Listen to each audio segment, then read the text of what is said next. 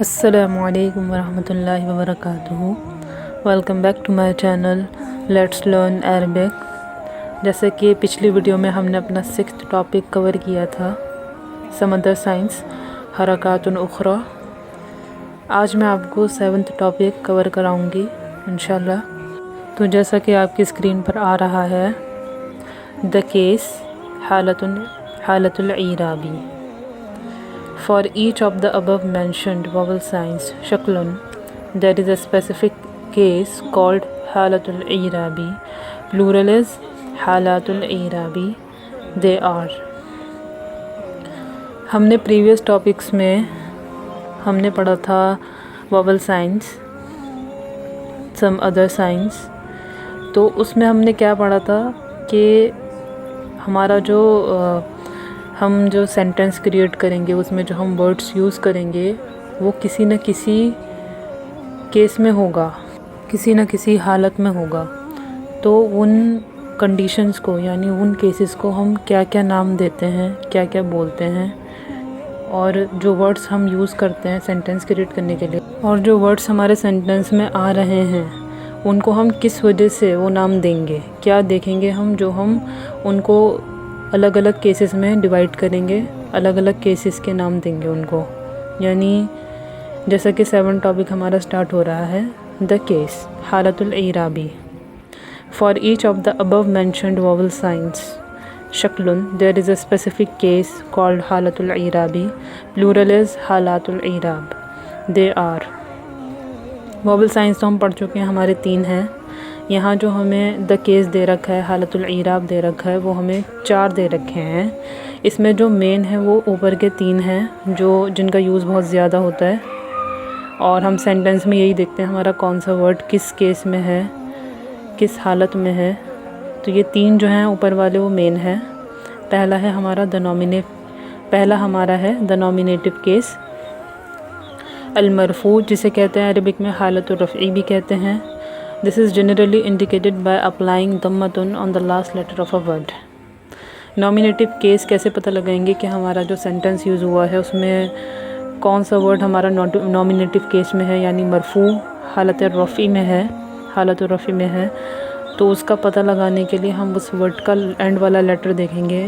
اگر us and والے letter پر پیش آ رہا ہے تو اٹ مینس کہ وہ ورڈ جو ہے وہ نومینیٹو کیس میں ہے، یا مرفوع ہے، یا حالت الرفعی کی کنڈیشن میں ہے۔ اب جو دوسرا ہے ہمارا دا ایکوزیٹو کیس، المنصوب بھی کہتے ہیں جسے، المنصوب یا حالت النصبی بھی کہتے ہیں۔ تو اس کا پتہ ہم کیسے لگائیں گے؟ This is generally indicated by applying فتحۃ on the last letter of a word. جب جو ہمارا سینٹنس ہے اس میں جو ہم نے ورڈس یوز کرے ہیں، اگر ان میں سے کوئی ورڈ ایسا ہے جس کے اینڈ میں زبر آ رہا ہے تو ہم اسے کیا کہیں گے؟ ایکوزیٹو کیس میں کہیں گے، یا منصوب کہیں گے، یا حالت النصبی میں کہیں گے۔ تھرڈ کیا ہے ہمارا؟ دا جنیٹو کیس، مجرور، المجرور حالت الجری۔ This is generally indicated by applying کسرۃ on the last letter of a word.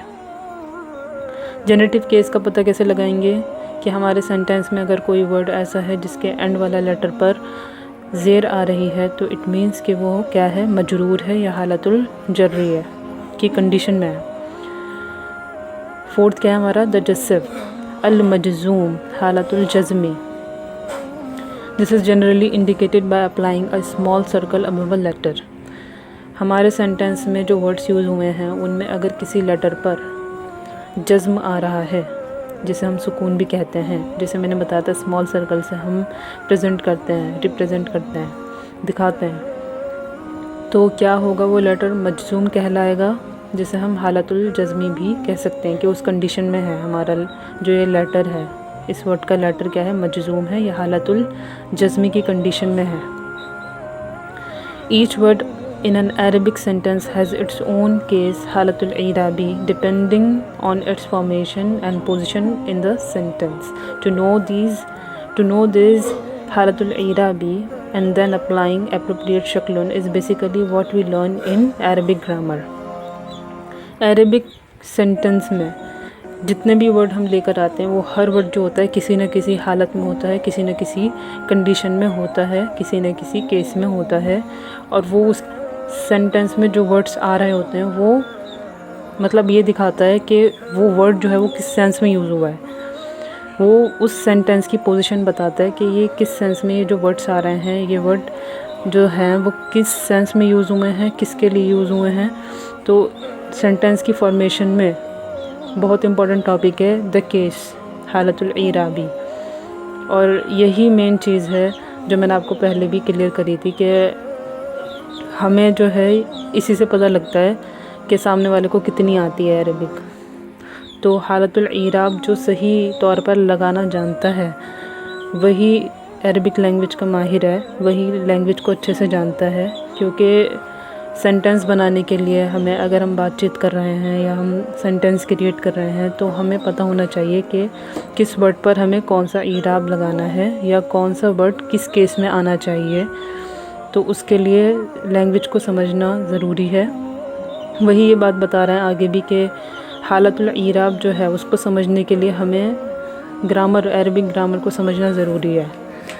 तो मैंने अब क्या किया है, मैंने आपके सामने लिखा है हालतुल ईराबी, और मैंने समझाने के लिए जो मैंने पिछली वीडियो में आपको बताया था कि मफ्तूह, मकसूर और मदमूम, ये सब बताया था मैंने आपको। तो वॉवल साइन हमारा क्या मैंने समझाया था आपको, फ़तहा ज़बर के लिए यूज़ होगा, कसरा ज़ेर के लिए, दम्मा पेश के लिए, और सुकून या जज़्म जिसे हम कहते हैं वो हम स्मॉल सर्कल से रिप्रेजेंट करेंगे।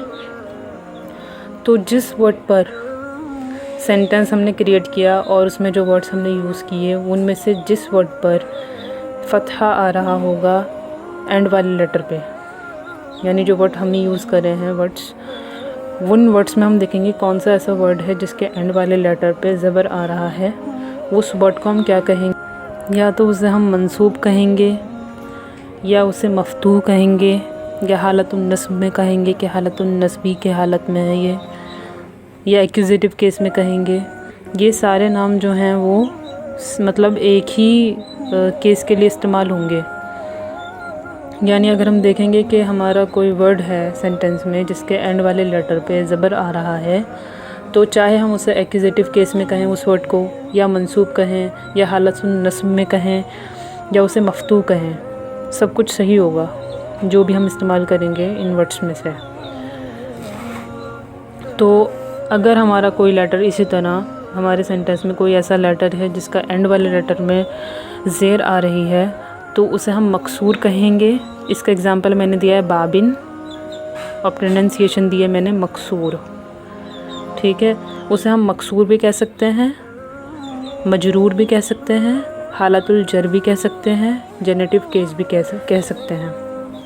इसी तरह अगर हमारे किसी वर्ड में सेंटेंस में जो वर्ड्स यूज़ हुए हैं उनमें से किसी वर्ड पर एंड वाले लेटर पर, उस वर्ड के एंड वाले लेटर पे अगर पेश आ रहा है, तो हम क्या है उसे हालतुल रफ़ी भी कह सकते हैं, अल मरफू या मरफू भी कह सकते हैं, नॉमिनेटिव केस भी कह सकते हैं कि नॉमिनेटिव केस में है, या मदमूम भी कह सकते हैं, जैसे कि मैंने एग्ज़ाम्पल दिया है बाबुन और प्रोनाउंसिएशन दिया मैंने मदमूम। अब अगर जैसे कि मैंने बताया कि जज़्म जो होता है हमारा उसको सुकून भी कहते हैं, और जिस लेटर पे जज़्म आएगा उसको हम मजज़ूम कहेंगे या हालतुल जज़्म कहेंगे, या सुकून जिस पर आएगा जिस लेटर पे उसको साकिन कहेंगे। तो चाहे हम उस लेटर को साकिन कह दें या मजज़ूम कह दें या हालतुल जज़्म में कह दें, सभी हमारा सही होगा, या जैसे कंडीशन में कह दें। तो जैसा कि मैंने एग्ज़ाम्पल लिया ईराबुन, ईराब में जो आइन है उसके ऊपर जज़्म आ रहा है, सुकून आ रहा है, इसलिए हम उसे क्या कहेंगे, आइन साकिन बोलेंगे या आइन मजज़ूम बोलेंगे।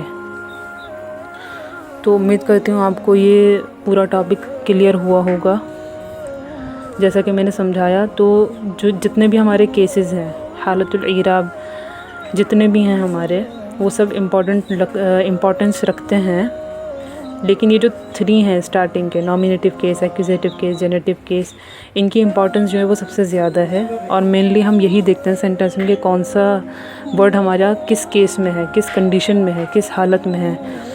तो उम्मीद करते हैं आपको ये समझ में आया होगा। आज के लिए इतना ही। जज़ाकुमुल्लाहु खैरन कसीरा। अस्सलामु अलैकुम रहमतुल्लाहि व बरकातुहू। वीडियो पसंद आए तो लाइक करें, چینل کو سبسکرائب کریں اور شیئر کریں.